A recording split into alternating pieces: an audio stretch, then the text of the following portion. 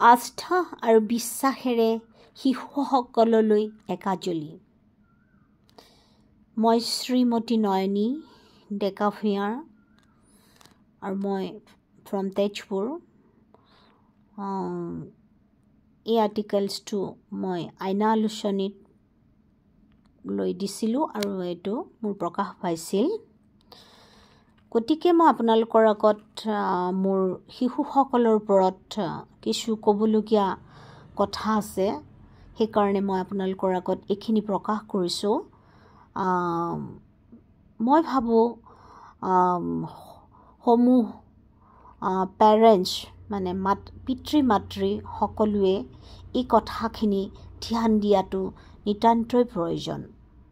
এজন শিশুৰ বাবে এই কথাখিনি মই অতি মনোগ্ৰাহীকৈ লিখিছোঁ। আপোনালোকে শুনিবলৈ চেষ্টা কৰক আৰু ভাল লাগিলে লাইক কমেণ্ট কৰিব আৰু ছাবস্ক্ৰাইব কৰিবলৈ নাপাহৰিব। ইয়াৰ শিৰোনাম হৈছে আস্থা আৰু বিশ্বাসেৰে শিশুসকললৈ একাজলি। আমি পোহৰ বিচাৰি যাওঁ, আমি পোহৰ বিচাৰি যাওঁ, আমি যে দেৱ শিশু সকলোতেই পোহৰ বিচাৰি পাওঁ। এইটো মোৰ নিজৰ লিখিত কবিতা শিশুসকলৰ ওপৰত। গতিকে শুনক, আমি পোহৰ বিচাৰি যাওঁ শাশ্বত বাণীৰে আজিৰ শিশুসকলক ভৱিষ্যতৰ সুনাগৰিক কৰি গঢ়ি তোলাৰ বাবে অতি যত্নৰে যৎপৰোনাস্তি কষ্ট আৰু নিষ্ঠাৰে শিশুসকলৰ সকলোবোৰ দিশ পুংখানুপুংখভাৱে চালি জাৰি চাই তেওঁলোকৰ বিশ্বাস আৰু কল্যাণ মংগলৰ বাবে সময়মতে সহায় সহযোগ পৃষ্ঠা সলনি কৰিছোঁ এতিয়া আগবঢ়াটো আমাৰ সকলোৰে বিশেষ কৰ্তব্য। শিশু বুলি ক'লে আমি শিশুসকলৰ শিশু সাহিত্যৰ বিষয়ে জনাটো দৰকাৰ। শিশুৰ বাবে যি সাহিত্য অৰ্থাৎ কবিতা, পদ্য, গল্প, সাধু, উপন্যাস, কাহিনী, নাটক, প্ৰবন্ধ পাতি ইত্যাদি ৰচনা কৰা হয়, শিশুসকলৰ বয়স আৰু সুবিধাৰ্থে সেয়াই হ'ল এক প্ৰকাৰ শিশু সাহিত্য। সাহিত্য যিহেতু মানৱ সমাজৰ বৌদ্ধিক আৰু সাংস্কৃতিক জীৱনৰ এক অমূল্য সম্পদৰাজি। সকলোতকৈ চমকপ্ৰদ আৰু সোৱাদভৰা শিতানটোৱেই হ'ল শিশু সাহিত্য। সাহিত্যৰথী লক্ষ্মীনাথ বেজবৰুৱাই শিশুসকলক অকৃত্ৰিম মৰম কৰিছিল। কি উপায় অৱলম্বন কৰিলে আমাৰ শিশুসকল আগুৱাই যাব আৰু কেনেকৈ তেওঁলোক সমাজ সচেতন হ'ব, সৌন্দৰ্যৰ প্ৰতি কেনেকৈ মনোনিৱেশ কৰিব তাৰ ওপৰত যথেষ্ট ধ্যান দিছিল। যিহেতু আজিৰ শিশু পিছলৈ দেশৰ ধৰণীস্বৰূপ হ'ব পাৰে, তেওঁলোকৰ মন প্ৰাণ চিন্তা চৰ্চা সকলোবোৰ এই সময়ত অপৰিণত আৰু কুমলীয়া হৈ থাকে, পৰিপক্ক নহয়।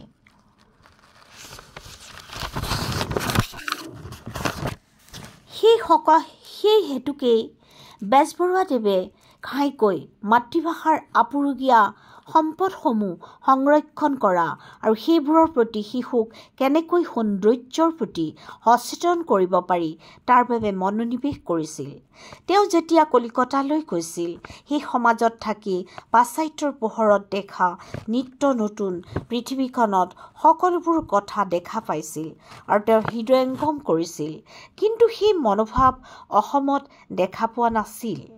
তেওঁৰ অসমীয়া ভাষা সমাজ সাহিত্যৰ প্ৰতি তেওঁৰ যি দায়বদ্ধতা আছিল, সেইবোৰ বাস্তৱত ৰূপায়ণ কৰিবলৈ অশেষ চেষ্টা কৰিছিল।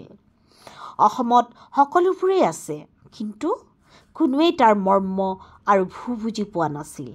তেওঁ সকলোবোৰ পুংখানুপুংখভাৱে মনোনিৱেশ কৰি তাত সুন্দৰকৈ প্ৰাণ ঢালি তাক জীৱন্ত কৰিছিল আৰু শিশুসকলক তাৰ বাবে প্ৰস্তুত কৰি নানা ধৰণৰ সাধুকথা সৃষ্টি কৰি সজীৱ কৰিছিল আৰু সেইবোৰৰ শিশুসকলৰ মাজত বিলাই দিছিল। সেই সকলোবোৰ সেই সময়ত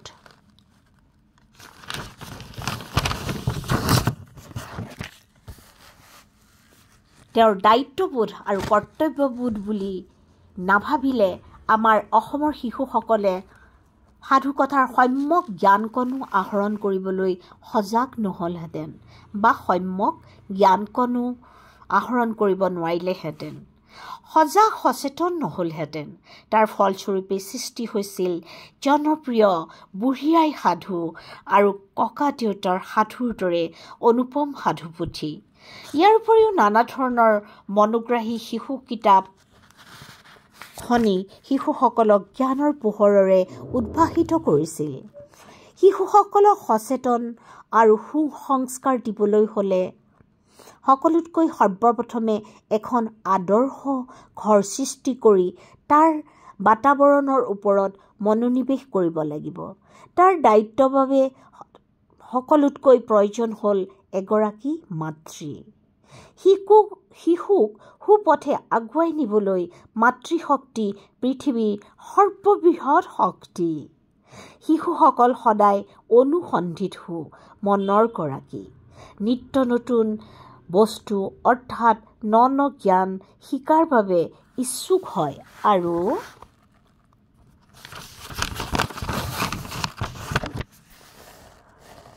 তাৰ প্ৰতি ধাৱমান হয়। শিশুসকল যাতে সুৰক্ষিত আৰু বিপদকামী নহয় তাৰ বাবে মাতৃসকলে অহোপুৰুষাৰ্থ কৰিব লাগিব। এগৰাকী নিৰক্ষৰ মাতৃয়েও হাত সাৱটি বহি থাকিলে নহ'ব। সেই নিৰক্ষৰ মাতৃগৰাকীয়েও শিশুক উপযুক্ত শিক্ষা আৰু জ্ঞান আহৰণৰ যোগেদি তেওঁলোকৰ শিক্ষাৰ প্ৰতি অৱগত কৰিব লাগিব। শিশুৰ লগত বন্ধুত্ব সুলভ ব্যৱহাৰ কৰিব লাগিব। তেওঁলোকৰ দুখত দুখী আৰু সুখত সুখী হৈ তেওঁলোকৰ মনবোৰ মুকলি কৰিব লাগিব। এই আধুনিক যুগত শিশুক নতুন নতুন বিষয়বস্তু সন্নিৱিষ্ট কৰি শিশুসকলক সময়োপযোগী কৰি তুলিব লাগে। এজন চোৰেও নিজৰ শিশুক চোৰ নহৈ উপযুক্ত বা ডাঙৰ মানুহ হ'বলৈ বা উচ্চ শিক্ষা দিবলৈ বহুত হাবিয়াস কৰে, মানসিকভাৱে প্ৰস্তুত কৰিবলৈ চেষ্টা কৰে। শিশুক লালন পালন উৎকৃষ্ট নিয়ম পদ্ধতিৰে কৰিব লাগে। শিশুৱে সৰ্বপ্ৰথমে বাক শক্তি আহৰণ কৰে মা শব্দৰে।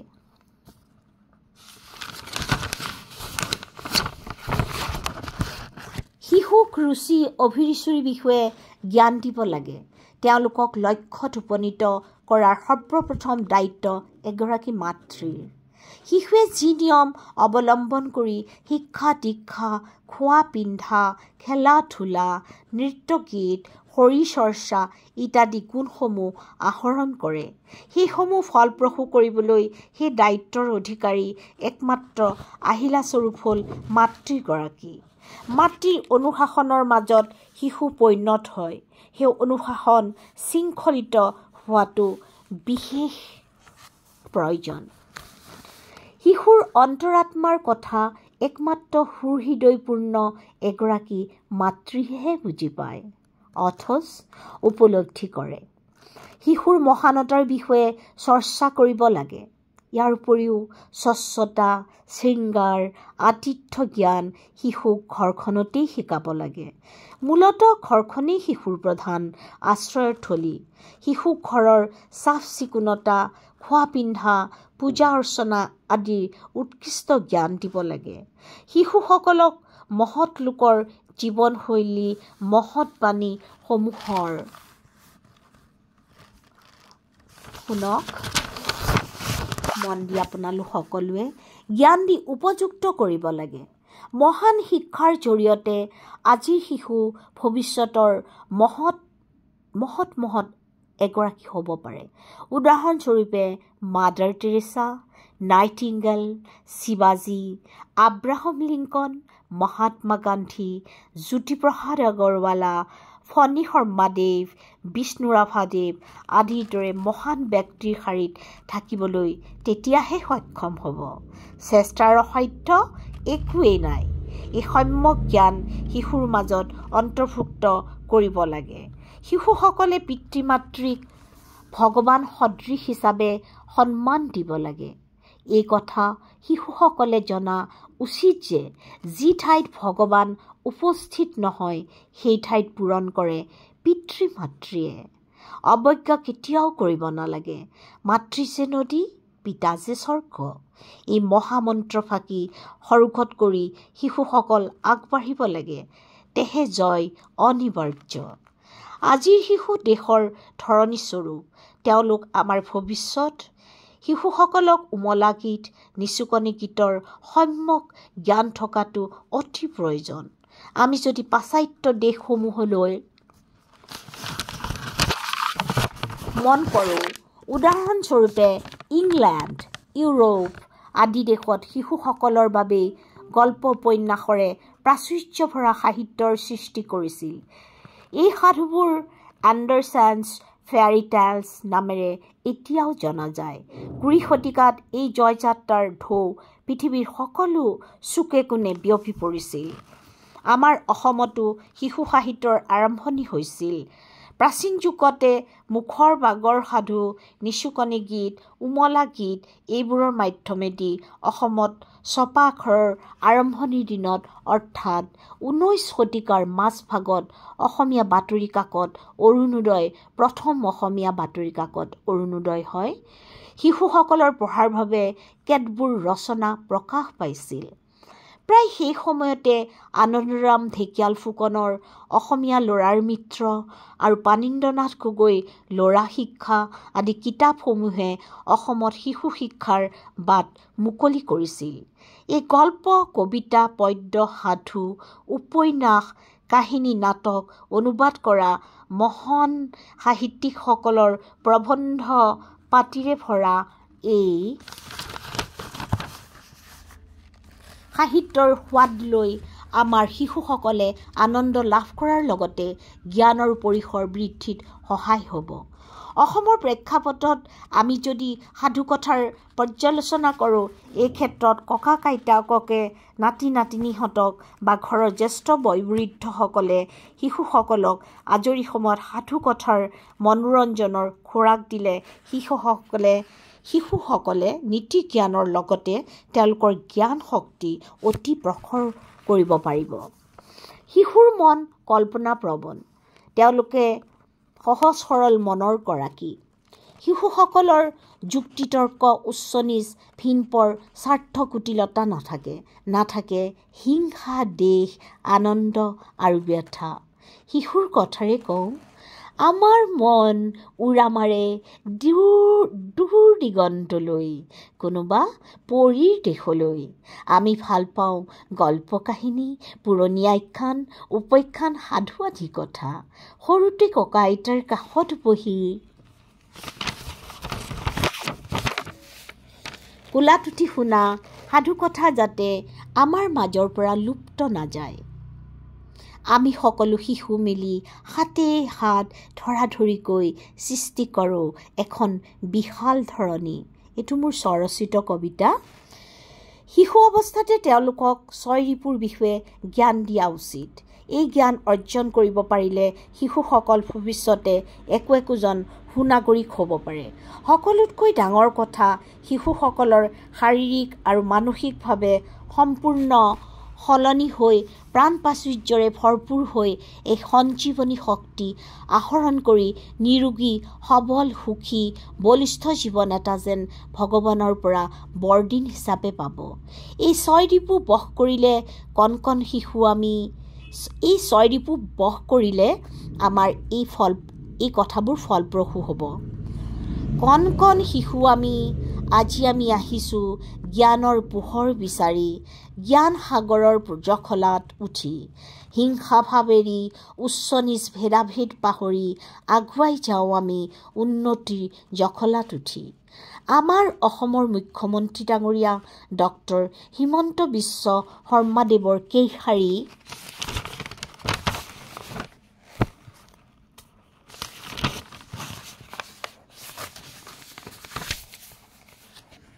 কেইষাৰিমান কথা আমাৰ অতিশয় মনঃপূত। হৈছে আৰু অন্তৰ চুই গৈছে। 2013 চনত তেজপুৰত অনুষ্ঠিত মইনা পাৰিজাত মৌপ্ৰিয়া শিশু সমাৰোহ আলোচনীখনিত শুভেচ্ছাবাণীত লিখা কথাখিনি পঢ়ি আমি সকলো নথৈ সুখী হৈছোঁ। তেওঁৰ লিখিত কথাৰ ভিতৰত যিহেতু আমাৰ পৃথিৱীৰ ভৱিষ্যত নিৰ্ভৰ কৰিছে আমাৰ শিশুসকলৰ সৰ্বাংগীন বিকাশৰ ওপৰতে, সেয়ে দেশৰ তথা জাতিৰ বিকাশৰ স্বাৰ্থত আজি অতি প্ৰয়োজন। শিশুৰ মানৱীয় গুণৰাজিক ঐশ্বৰ্যশালী কৰি গঢ়ি তোলাৰ সুযোগ সৃষ্টি কৰা, শিশুই অনুসন্ধিৎসু মনৰ অধিকাৰী কৌতূহলী মনটোৱে সততে শিশুসকলৰ মানসিক প্ৰতিভা বিকাশৰ পাথেয়। সেয়ে অতি যত্ন সহকাৰে শিশুসকলৰ সৰ্বদিশ বিকাশ কল্যাণাৰ্থে সময়োচিত সহায় সহযোগ আগবঢ়োৱা আমাৰ বিশেষ কৰ্তব্য। গতিকে মাননীয় মুখ্যমন্ত্ৰী ডাঙৰীয়াৰ এই কথাখিনিয়ে সঁচাকে আমাৰ মনত আশাৰ ৰেঙনি সৃষ্টি কৰিছে।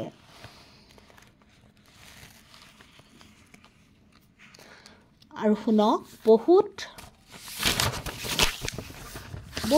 ধন্যবাদৰ পাত্ৰ আমাৰ সকলোৰে বাবে। শিশুৰ মাজত ব্যায়ামৰ আৰু শৰীৰ চৰ্চাৰ ওপৰত সম্যক জ্ঞান দিয়াটো নিতান্তই আৱশ্যক। ব্যায়াম চৰ্চাৰ বাবে কিছুমান নিয়মৰ প্ৰয়োজন। এই নিয়মসমূহ শুদ্ধ ৰূপত শিকাব লাগে। সূৰ্য প্ৰাণায়াম অতিশয় দৰকাৰী। সূৰ্য প্ৰাণায়াম শিশুৱে সৰুৰ পৰাই শিকিলে নিৰোগী হৈ থাকিব পাৰিব। ইয়াৰ উপৰিও নৃত্য এক সুন্দৰ ব্যায়াম।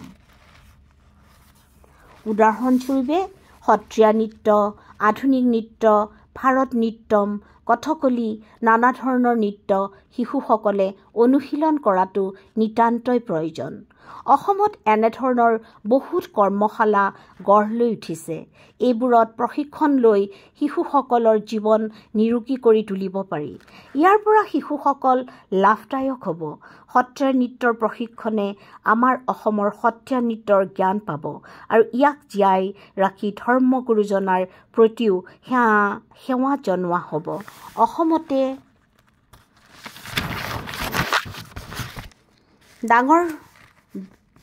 অসমতেই হওক বিদেশতেই হওক আমাৰ সত্ৰীয়া সংস্কৃতিৰ বহুল প্ৰচলন হৈছে, বিশ্ব দৰবাৰত ঠাই পাইছে। আজিকালি দেশৰ প্ৰত্যেক ঠাইতে নৃত্য অভিনয় প্ৰতিযোগিতা অনুষ্ঠিত হয়। তাত সকলোকে সুচাৰুৰূপে অংশগ্ৰহণ কৰি নানা ধৰণৰ পুৰস্কাৰ বুটলিবও পাৰে। এই সময়তে ক'ব লাগিব যে অসমৰ শিশুৱে বাহিৰৰ সাংস্কৃতিক জগতত ফেৰ মাৰিবলৈ সক্ষম হৈছে। ইয়াৰ মাধ্যমেদি শিশুৰ মনোবল বৃদ্ধি বল, শাৰীৰিক মানসিক উৎকৰ্ষ সাধন হ'ব। গতিকে আমি আৰু আমাৰ সমাজে এইবোৰ চকু দিয়াটো এক প্ৰকাৰ সমীচীন। এইবোৰৰ জৰিয়তে শিশুৰ উচ্ছৃংখলতা আঁতৰিব আৰু সুপথ বিচাৰি পাব। শিশুসকল সুচৰিত্ৰৱান আৰু প্ৰতিযোগিতামূলক ভাৱৰ উদয় হ'ব। শিশুসকলৰ সৎ চৰিত্ৰ ফুলতকৈও ধুনীয়া। জীৱনৰ গৌৰৱ মুকুট। সুচৰিত্ৰৱান শিশুক সকলোৱে শলাগ, বিশ্বাস আৰু সহায় কৰে। সৰুৰে পৰা শিশুক আধ্যাত্মিক ধাৰ্মিকতা দিশটোৰ প্ৰতি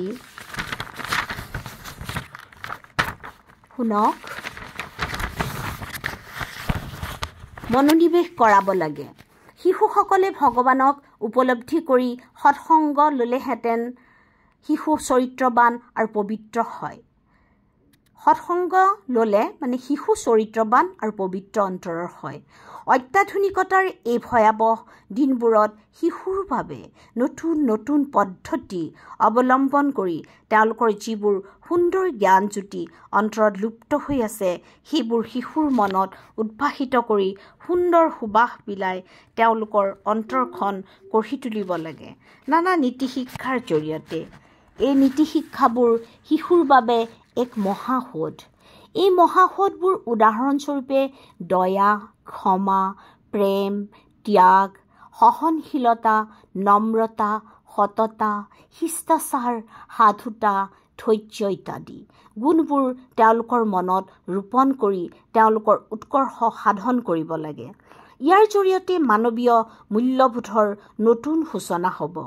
প্ৰত্যেকগৰাকী পিতৃ-মাতৃ, শিক্ষক, গুৰুসকল একত্ৰিত হৈ তেওঁলোকৰ অপৰিণত কুমলীয়া মনটোক প্ৰাধান্য দি শিশুৰ নৈতিক শিক্ষা,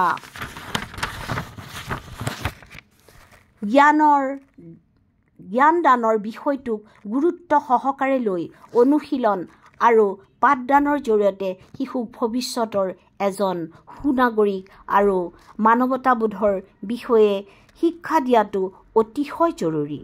তেওঁলোকৰ মনত জাতীয় সচেতনতা ভাৱৰ জ্ঞান দি বৌদ্ধিক বিকাশ হোৱাটো যথেষ্ট লক্ষণীয়।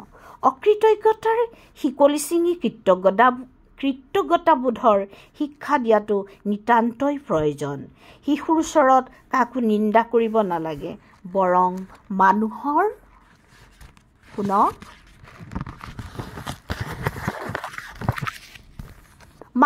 গুণৰ কথাহে ক'ব লাগে।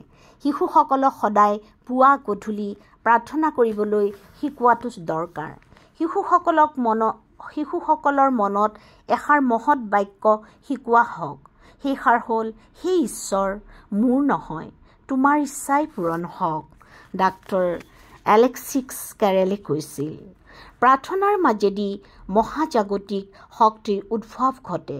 তাৰ ক্ষমতা অপৰিসীম। প্ৰাৰ্থনা শিশুসকলৰ বাবে বহুত মহত্বপূৰ্ণ।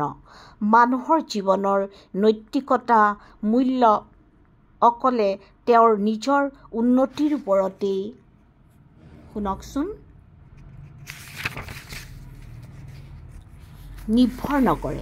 নিৰ্ভৰ কৰে তেওঁ জগতবাসীক কি দিলে তাৰ ওপৰতহে। কথাষাৰ আছিল এলবাৰ্ট আইনষ্টাইনৰ। গতিকে কথাষাৰৰ জৰিয়তে ইয়াকে বুজিব পাৰিছোঁ যে শিশুৱে নৈতিক শিক্ষাৰ মাজেদি যিবোৰ জ্ঞান আৰ্জিলে সেইখিনি নিজৰ মাজতে আবদ্ধ নকৰি সেইবোৰৰ জৰিয়তে আনকো যাতে ভাল আৰু শুদ্ধ পথৰে নিয়াটো বিশেষ প্ৰয়োজন। সেয়েহে নিজৰ লগতে দহৰ উপকাৰ হওক। স্বাস্থ্যই পৰম সম্পদ। এই কথা সৰুগত কৰি আমি যদি শিশুসকলৰ মাজত সৰুৰ পৰাই ৰেইকি প্ৰশিক্ষণ দিওঁ আৰু সমাজত বহুল প্ৰচলন কৰি তেওঁলোকৰ দেহ মন বলিষ্ঠ কৰোঁ, তেন্তে আমাৰ দায়িত্ব হ'ব ইতিবাচক। চিন্তাৰ জৰিয়তে শিশুক শিকোৱাটো তেওঁলোকৰ পক্ষনীতিৰ প্ৰতি সম্পূৰ্ণ বিশ্বাস আনিব লাগিব। মই সকলোৰে প্ৰতি কৃতজ্ঞতা আচৰণ কৰিম। প্ৰথম শিশুসকলে জানিব লাগিব। নম্বৰ 2, মই দুশ্চিন্তা নকৰোঁ। নম্বৰ 3, মই খং নকৰোঁ। নম্বৰ 4, মই সৎ আচৰণ কৰিম। মই সকলো জীৱৰ প্ৰতি প্ৰেম আৰু শ্ৰদ্ধা নিবেদন কৰিম। এই সংকল্প শিশু বা আন ব্যক্তিও মনত পোষণ কৰিলে শাৰীৰিক আৰু মানসিকভাৱে সম্পূৰ্ণ নিৰোগী হ'ব, সুখী বলিষ্ঠশালী জীৱন উপভোগ কৰিব। ৰেইকি কি বুলি শিশুক মনত প্ৰশ্ন উদয় হ'ব পাৰে। গতিকে শিশুৱে সৰল ভাষাৰে ক'বলৈ গ'লে ৰেইকি হৈছে এক সহজ সৰল স্পৰ্শ চিকিৎসা পদ্ধতি। ৰেইকি শব্দটো দুটা শব্দৰে গঠিত। ৰে কি অৰ্থ হৈছে ইউনিভাৰ্চেল আৰু কিৰ অৰ্থ লাইফ ফ'ৰ্চ এনাৰ্জি। সম্পূৰ্ণ অৰ্থ ইউনিভাৰ্চেল লাইফ ফ'ৰ্চ এনাৰ্জি, মহাজাগতিক প্ৰাণশক্তি। ৰেইকিৰ জৰিয়তে হাজাৰ হাজাৰ শিশু ইত্যাদি ফলপ্ৰসূ হৈছে। অসমত এই চিকিৎসা পদ্ধতি সুন্দৰভাৱে গা কৰি উঠিছে। কৰ্মই আমাৰ ধৰ্ম, ধৰ্মই আমাৰ লক্ষ্য। এই কথাষাৰি আগত ৰাখি আগুৱাই যোৱা আৰু দেশ আৰু দহৰ উন্নতি কৰা। তোমালোকৰ ভৱিষ্যত উজ্জ্বল হওক, তাৰেই কামনা কৰিলোঁ। এটি কথা, কি জ্ঞান, কি ধৰ্ম, কি ভক্তি, সকলো ক্ষেত্ৰত কৃতকাৰ্য হ'বলৈ হ'লে মানসিক সংযম আৰু চিত্তৰ একাগ্ৰতা লাগে। তাৰ বাবে যত্ন, অভ্যাস আৰু অধ্যৱসায়ৰ আৱশ্যক। এইষাৰি কথা গীতাৰ পৰা লোৱা হৈছে। গতিকে মই ইমানতেই সমাপ্ত কৰিলোঁ। শিশুৰ প্ৰতি মোৰ সম্যক জ্ঞানখিনি আপোনালোকৰ আগত অৱগত কৰিছোঁ। আপোনালোকে ভাল পালে মোক নিশ্চয় লাইক কমেণ্ট কৰিব আৰু মই ভাবিছোঁ এই কথাখিনিৰে শিশুসকল বহুত আগুৱাই যাব পাৰিব, তেওঁলোক জীৱনৰ সফলতা অৰ্জন কৰিব পাৰিব। গতিকে ইয়াৰ লগত পিতৃ মাতৃৰ সঁচাকেই দায়িত্ব আছে আৰু পিতৃ মাতৃয়ে এই সকলোবোৰ শিক্ষা শিশুসকলক দিব বুলি মোৰ বহুত আশা থাকিল। এতিয়া আপোনালোকৰ পৰা শ্ৰীনয়নী ভূঞাই বিদায় মাগিলোঁ।